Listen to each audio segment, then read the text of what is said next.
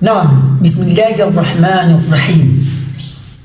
عن عثمان رضي الله عنه قال قال النبي صلى الله عليه وسلم خيركم من تعلم القرآن وعلمه.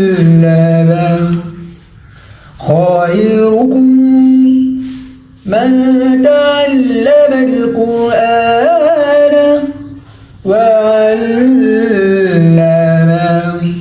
أخرجه البخاري ومسلم. نعم أحباب رسول الله، تفسيري ya hadithi hii ni kama ifuatavyo. An Uthman radhiyallahu anhu, kutoka kwa Uthman Allah amridhie, qal, amesema Uthman, qala an-nabiy sallallahu alayhi wasallam, amesema nabii wa Allah, rehma na amani za Allah zimshukie, amesemaje?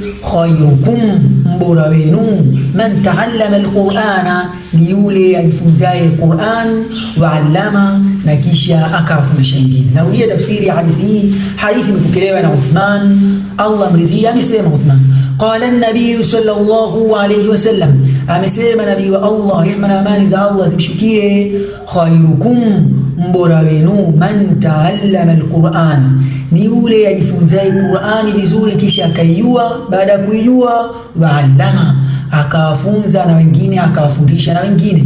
Akhrajahu al-Bukhari wa Muslim. Hadithi hii imepokelewa na Bukhari na Muslim. Ahbaba Rasulillah, mazingatio makubwa sana ambayo tutapata ndani ya hadithi hii. Mtume atuelezea fadhila za Qur'ani, kwamba yule ajifunzaye Qur'ani basi na ajifunze kwanza vizuri, na akijua afundishe na wengine, kwa maana ya kuwa wewe hautokuwa bora ukajifunza Qur'ani tu kisha ukabaki kwamba wewe wajua. Ili uwe bora, ukishajua uwafunze na watu wengine.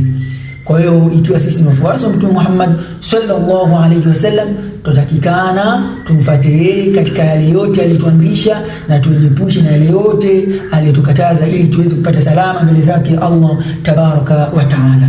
Naam, malizama neno yangu kama nisemavyo siku zote, alkamalu lillah, mkamilifu na Allah tabaraka taala. Nilipokosea maarifa yangu, uchache wa neno yangu, ni radhi Allahu a'lam. Ahsantum wa jazakumullahu khairan. Wassalamu alaykum wa rahmatullahi wa barakatuh. Naam.